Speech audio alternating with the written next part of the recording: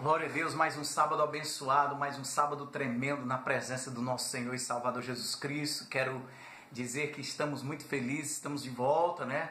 Nesses 2 últimos sábados, algumas reprises, você pode acompanhar e reaprender algumas lições que talvez você ainda não tinha nem assistido. Você que ainda não se inscreveu no canal, vai lá, deixa teu like. Com certeza Deus vai abençoar poderosamente muitas vidas através desse seu ato. Por quê? Porque nossa intenção é que o Evangelho seja pregado a muitas pessoas, a toda a sua família, seus amigos, seus vizinhos e familiares. Eu quero dizer que hoje a nossa 8ª lição vai falar da entrada triunfal de Jesus em Jerusalém. É uma lição poderosa que vai nos trazer preciosos ensinamentos. Eu tenho certeza que a sua vida vai ser poderosamente abençoada. Quero compartilhar com vocês também ainda que a partir de amanhã, domingo, a partir das 6 horas da manhã, você, juntamente conosco, vamos estar no nosso Café com Deus. Sonó la alarma, de camino para el trabajo es vitamina para el alma, para ser mejor cristiano. Recibe, recibe, recibe. El único café que se cuele en el cielo. Café con...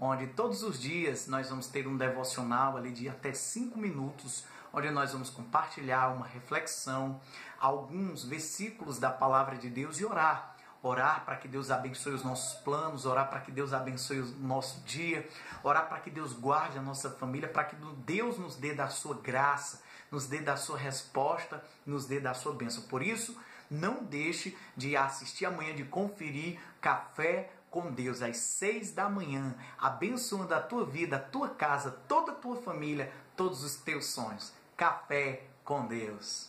Na presença do nosso Deus. Roda a vinheta, os louvores e logo após a entrada triunfal de Jesus em Jerusalém. Que Deus abençoe poderosamente a tua vida.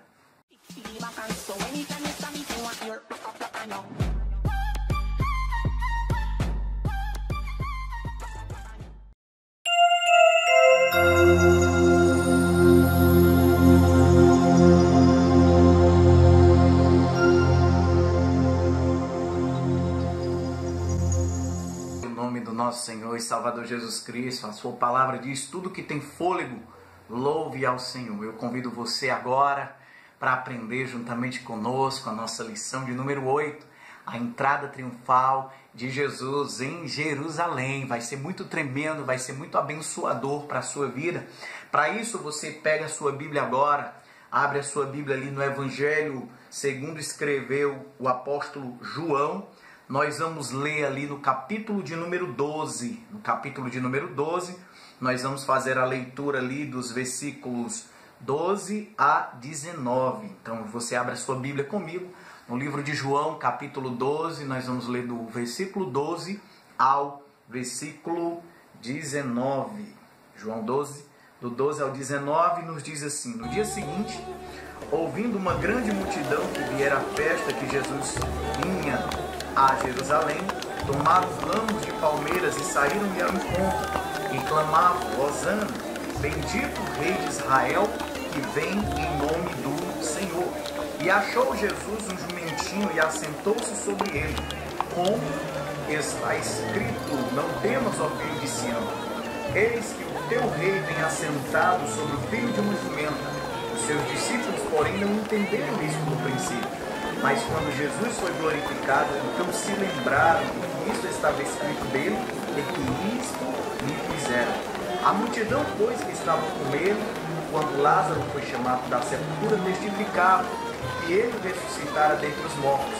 Por isso também a multidão lhe saiu ao encontro, porque tinham ouvido que ele fizera este sinal.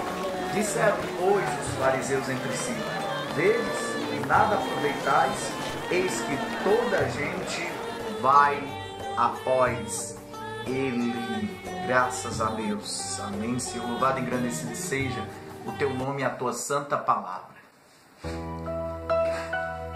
A entrada triunfal de Jesus em Jerusalém foi marcada pelos dizeres Baruch Haba Beshem Adonai, ou seja, bendito o que vem em nome do Senhor.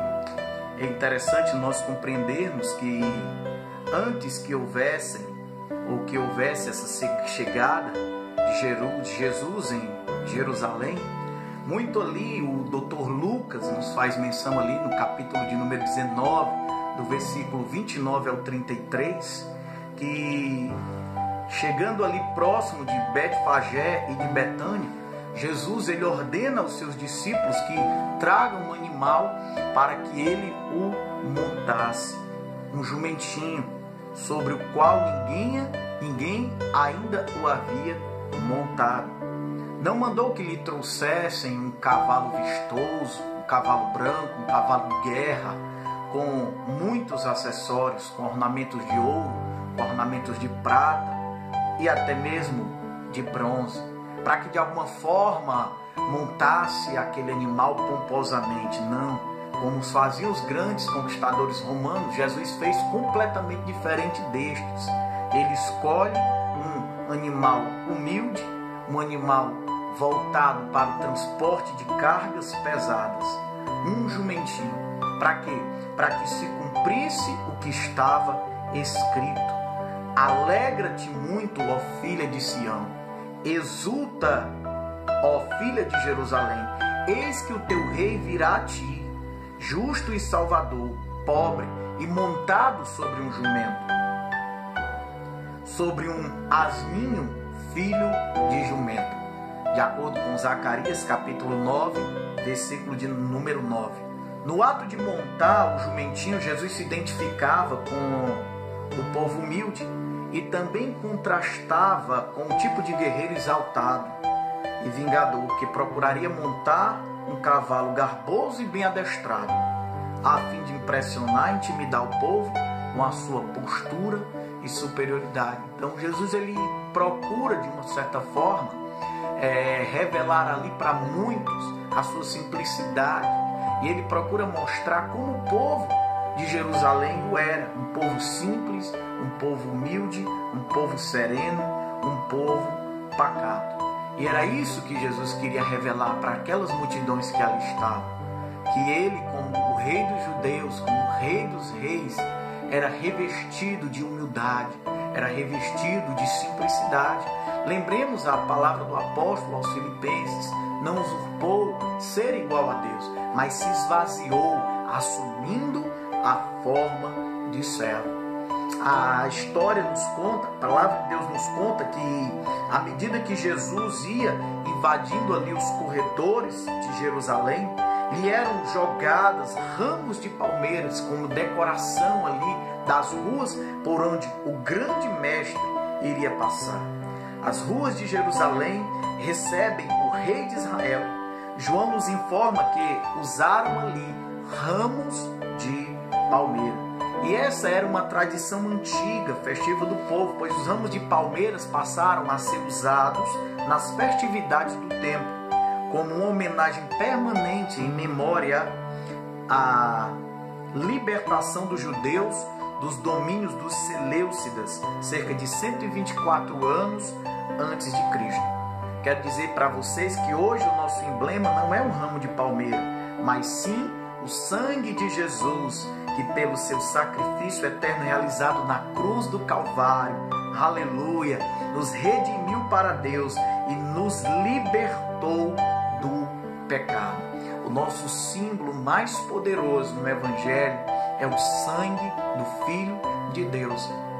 O povo de Israel aqui jogava as palmeiras ao longo do caminho por onde Jesus iria passar, mostrando uma atitude de gratidão a Deus por haver libertado o povo do domínio deste povo, que Seleucidas, 124 anos antes de Cristo. E hoje nós, como igreja, o que temos que revelar para que as pessoas entendam que nós somos livres sim do pecado, da condenação e somos livres da morte. Por que somos livres do pecado? Porque já não somos mais escravos dele. Por que somos livres da morte? Porque Jesus Cristo, o caminho, a verdade e a vida, nos libertou do jugo, do aguilhão da morte. E por que somos livres da condenação? Romanos capítulo 8 diz: de sorte que já nenhuma condenação há para aqueles que estão em Cristo Jesus. Fora as palmeiras, fora toda aquela multidão alvoroçada, ali nas ruas de Jerusalém, como eu vos disse, bem no comecinho, o povo gritava fortemente: Hosanas, Hosanas. E eu quero dizer para vocês que este era o cântico de aclamação e louvor no ritual dos judeus, por ocasião da festa dos tabernáculos, que marchando em redor do altar clamavam, dizendo, quando dessa festa: Hosanas, Hosanas, que quer dizer salva-nos, te pedimos. Então, quando Jesus entrava ali pelas ruas de Jerusalém, as palmeiras que simbolizavam a libertação do povo dos domínios dos seus inimigos, o povo não ficava calado, o povo gritava fortemente dizendo: Hosanas, Hosanas, que em outras palavras significa salva-nos, nós te pedimos. E esta é um dizer tirado ali do Salmo 118, versículo 25 e 26, que quer dizer: Hosana ao filho de Davi. Este era o grito da multidão como um pedido de socorro e libertação do Império Romano, se dirigindo a Jesus, o filho de Davi.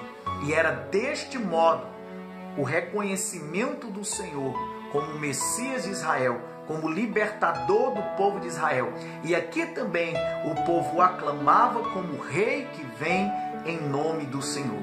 Era a manifestação, o desejo ardente, o desejo puro de um povo que gritava pela urgência da sua libertação. O grito da multidão era, sobretudo, pode ter com toda a certeza, era um grito de socorro dirigido ao filho de Davi, já que ele tinha o poder de ressuscitar os mortos, como antes já vos disse também. Há poucos dias ele havia ressuscitado Lázaro dos mortos. Ele também teria o poder para libertar o povo do jugo do Império Romano. Os discípulos, como em outras ocasiões, não entenderam isto no princípio. Mas quando Jesus foi glorificado, então se lembraram de que isto estava escrito a seu respeito. Ele veio buscar e salvar o que se havia perdido. A multidão então clamava. O povo de Deus, quando estava no Egito, debaixo do jugo de Faraó, ansiava e clamava por liberdade. O povo de Israel foi um povo muito perseguido ao longo de sua história. E agora, nesse momento, o povo estava sendo subjugado pelo Império Romano. E quando o povo estava também sobre o domínio dos egípcios, a Bíblia nos diz que o Senhor ouviu o clamor do seu povo, chamou a Moisés e o enviou como salvador para tirar o povo da aflição do Egito, para tirar o povo da opressão de Faraó, de acordo com Êxodo capítulo 3, versículo de número 7. Mais do que liberdade política, os judeus necessitavam de libertação espiritual. Jesus lhes prometeu a liberdade quando diz em João capítulo 8, versículo 33, se pois o Filho vos libertar, verdadeiramente sereis livres. Então a entrada triunfal de Jesus em Jerusalém significa para o povo de Israel a sua libertação do domínio do Império Romano. Mas muito mais profundo do que essa libertação política, do que essa libertação dos domínios do imperador César da época, era a libertação espiritual do povo.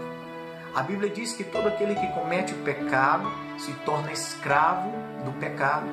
Romanos capítulo 6, versículo 23 nos diz que o salário do pecado é a morte, mas o dom gratuito de Deus é a vida eterna em Cristo Jesus.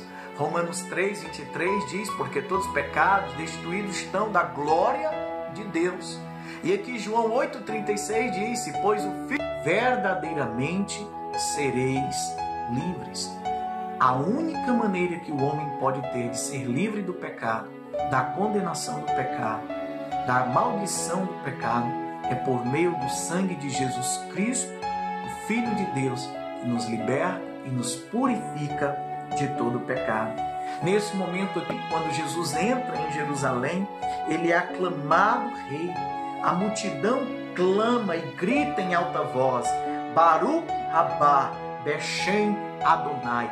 Bendito o que vem em nome do Senhor. De acordo com João capítulo 12, versículo 13, diz: tomaram ramos de palmeiras e saíram ao encontro e clamavam: Hosana, bendito o rei de Israel que vem em nome do Senhor. Este foi o momento mais glorioso do ministério terreno de Jesus.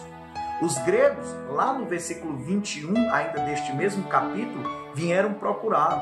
Os judeus aclamavam. Era o apogeu da sua exaltação e da sua popularidade. E eu quero aqui chamar para uma atenção de que quantos servos de Deus têm passado por tantas provas e não têm resistido à tentação de usufruir a glória humana. Quando julga que o mérito do sucesso é realmente seu e se esquece de dar toda a honra e glória a Deus. Infelizmente é assim que muitos têm caído no laço do diabo. No entanto, Jesus aqui, de maneira muito simples, bem humilde, nos dá essa preciosa lição, que no momento em que o povo aclamava como rei de Israel, ele declarou que era chegada a hora de sua morte e que devia honrar e glorificar ao Pai. É o porquê dele, por ele, para ele são todas as coisas. Mas não podemos esquecer jamais nas nossas vidas que, por mais que as pessoas tentem jogar os holofotes da glória humana, da glória terrena sobre nós, nós temos que entender que tudo que nós viermos a fazer, tudo que nós viermos a ser, tudo que nós viermos a tornar realidade nesta vida, é por causa do Espírito de Deus que habita em nós. A própria palavra de Deus diz: sem mim nada podereis fazer. Ou seja, sem Deus você nada é, sem Deus você nada pode realizar, sem Deus você nada pode acontecer na sua vida, e sem Deus jamais o sobrenatural vai atingir a sua existência. Então, por que trazer para nós uma glória que não é nossa? Por que trazer para nós uma glória que a nós não pertence? Jesus aqui não se prendeu à glória humana. Ele disse: já é chegada a hora da minha morte. E eu tenho que entender que agora, muito mais, eu tenho que honrar e glorificar o Pai, porque foi para isso que eu vim, para buscar e salvar o que se havia perdido. Jesus compreendia o seu propósito, Jesus compreendia o propósito da entrada dele na cidade de Jerusalém. Este foi um momento, sem dúvida, da suprema humildade e amor de Jesus para com os homens, pois assim ele cumpriu seu propósito final, a obediência à vontade do Pai, sujeitar-se à morte, de acordo com Filipenses capítulo 2, versículo 8, e morte de cruz.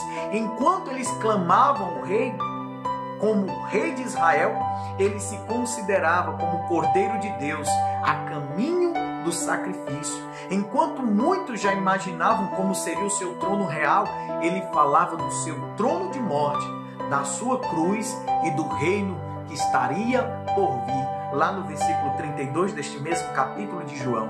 Depois que a multidão cessou de glorificá-lo, clamando: Hosana, bendito que vem em nome do Senhor, bendito o rei de Israel, Deus falou com voz de trovão, dizendo, no versículo 28 e 29, você pode conferir isso: já o tenho glorificado e outra vez o glorificarei. Porque a glória da qual Jesus esperava não era a glória de homens, mas a glória de Deus. Infelizmente nós não podemos possuir um pouco mais, ter um pouco mais, ou ser um pouco mais, que nós já começamos a pensar sermos não aquilo que Deus nos chamou para ser, mas ser aquilo que a nossa mente egoísta projeta para dentro de nós, aquela falsa imagem ilusória de que tudo que temos isso não a Deus, mas a nós, é fruto do nosso esforço e do nosso sacrifício. Jesus aqui mostra totalmente diferente com relação a essa situação. E aqui também é interessante nós ressaltarmos a conduta dos discípulos.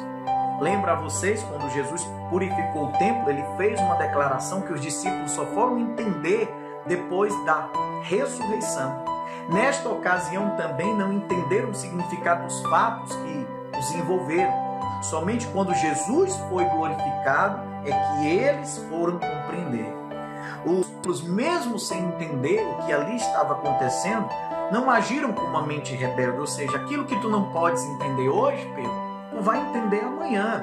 Então vive esse momento que está acontecendo na tua vida, vive isso que está acontecendo agora para ti e compreende que todas as coisas cooperam para o bem daqueles que amam a Deus e que tudo está no controle e que nada vai fugir do controle de Deus. Muitas das vezes nós caímos na bobagem de querer questionar o mestre, de querer questionar a Deus sobre determinadas coisas que acontecem nas nossas vidas. Mas eu quero dizer que aqui os discípulos simplesmente obedeciam às palavras de Jesus e em silêncio eles assistiam o desenrolar dos fatos, até que a luz de Deus brilhasse sobre os seus entendimentos e eles então compreendessem os dizeres de Jesus naqueles momentos em que eles ouviram aquelas palavras e vivenciaram este momento tão precioso para o ministério de Jesus. Eu quero dizer que o mesmo pode acontecer também com você, pode acontecer na sua vida. É que de imediato algumas coisas na nossa vida espiritual podem não ser compreendidas, determinados fatos, determinados acontecimentos, determinadas coisas que podem sobrevir sobre nós. E nós muitas das vezes chegamos até a nos desesperar, chegamos até a querer questionar Deus e como muitos até acham, colocar Deus na parede. A pergunta é: quem é você? E a segunda pergunta é: quem é Deus? Qual é a sua atitude? Eu digo, tem a atitude que os discípulos tiveram, de simplesmente aguardar com paciência no Senhor. Esperei com paciência no Senhor e ouvi as minhas súplicas, de compreender que no momento certo, no momento oportuno, tudo vai ser esclarecido. Neste momento aqui, alguns, diferentes dos discípulos e da multidão que gritavam hosanas, hosanas, ficaram decepcionados, e esses alguns foram os fariseus. Eles diziam entre si, lá no versículo 19, vede que nada aproveitais, ou seja, estavam desdenhando daquele momento. Eis que toda a gente vai após ele. Diante do acontecido, nós vemos os esforços por parte dos fariseus para deter o avanço do evangelho, para simplesmente querer abafar aquele momento que estava acontecendo na vida de Jesus. E assim muitas das vezes acontece na nossa vida. Pessoas que não compreendem o agir de Deus em nós e através de nós, elas tentam de alguma forma impedir com que a luz de Deus brilhe através das nossas vidas. Mas eu quero dizer para você que quem faz o ser brilhar é o Espírito de Deus, é a chama da palavra de Deus. E contra isso, nem mesmo o inferno irá prevalecer. Nem mesmo os planos de Satanás vão prevalecer contra a sua vida, contra a obra do Senhor. Na medida que nós estamos dispostos a não amar a nossa vida mais do que o ministério que nos foi confiado pelo Senhor. A palavra do Senhor nos diz que aquele que amar a sua vida, perdê-la. Aquele que amar a sua vida, irá perdê-la. E aqui uma das coisas que nós temos que compreender é que a profecia foi cumprida. A profecia de Zacarias 9, versículo 9, de Salmos 2, 4, de Salmos 118, 25 e 26. Em todas as atitudes do Senhor Jesus, desde a ordem para buscar o jumentinho até a sua entrada triunfal em Jerusalém, havia já para ele um programa previamente traçado para e predito pelas profecias. Isso nos deixa claro que Jesus cumpriu nos mínimos detalhes tudo o que estava escrito a seu respeito. Não se distanciou sequer 1 milímetro da vontade de Deus, do plano de salvação estabelecido por ele, desde a queda do homem no jardim do Éden, de acordo com Gênesis 3, versículo 15. Quero dizer que se nós formos obedientes a toda a vontade do Senhor, Ele certamente cumprirá as suas promessas feitas a nós. Se nós o honrarmos, Ele nos honrará também. E eu quero dizer que é honrando ao Senhor, que é obedecendo a palavra de Deus, que você vai ser muito bem sucedido nesta vida e na que ainda há de vir, que é a vida eterna. Todas as vezes que nós obedecemos a Deus, que nós obedecemos a sua palavra, que nós cumprimos aquilo que a nosso respeito está escrito. E você pode me perguntar, mas o que está escrito ao meu respeito? 2 Coríntios 5,17 diz: se alguém está em Cristo, nova criatura é. As coisas velhas já passaram, tudo se fez novo. Lá no livro, segundo escreveu São Pedro, diz o seguinte: vós, porém, sois sacerdócio real, a nação santa, o povo eleito, para anunciar as virtudes daquele que vos chamou das trevas para a sua maravilhosa luz. Marcos capítulo 16, versículo 15 diz: ide por todo o mundo, pregai o evangelho a toda a criatura. Então, a nossa missão, nosso propósito agora, neste momento, é ir por todo mundo e pregar o evangelho a toda criatura.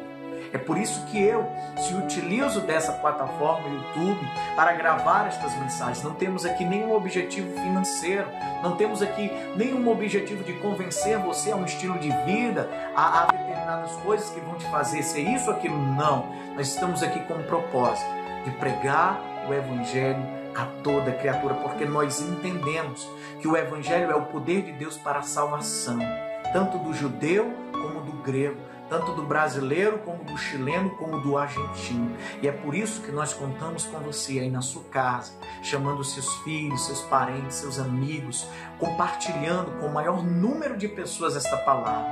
Porque nós cremos que a palavra de Deus, ela fala por si só nos corações daqueles que a ela ouvem. Porque a palavra do Senhor nos diz: como ouvirão se não há quem pregue? E de sorte que a fé vem pelo ouvir a palavra de Deus. Então, quanto mais pessoas ouvindo a palavra de Deus, mais corações se encherão de fé, mais vidas serão transformadas, casamentos vão ser restaurados, filhos serão libertos, pessoas serão transformadas, todas as cadeias serão quebradas, os grilhões infernais que aprisionam as pessoas através dos vícios, da prostituição, de tantas outras coisas, serão quebrados. E essas pessoas irão renascer. Se alguém está em Cristo, nova criatura é. Pessoas irão nascer de novo. Pessoas irão nascer da água. Pessoas irão nascer do Espírito de Deus. E eu tenho certeza que a tua casa vai ser poderosamente abençoada. Que o Senhor possa abençoar. Que você hoje possa cantar: Hosanas, Hosanas, bendito o que vem em nome do Senhor. Senhor, nos salva. Senhor, transforma a nossa casa, transforma a nossa família, transforma o nosso lar. Eu oro, meu Deus, para que o Senhor abençoe poderosamente cada lar que está nos assistindo, que o Senhor abençoe esta pessoa que está nos assistindo agora, que o Senhor transforme, que o Senhor quebre as correntes, quebre os grilhões, que o Rei de Israel, o Rei dos Reis, o Senhor dos Senhores, possa reinar neste coração agora, e essa pessoa experimente das dádivas dos céus na sua vida, no nome de Jesus, no nome de Jesus. Amém, amém e graças a Deus.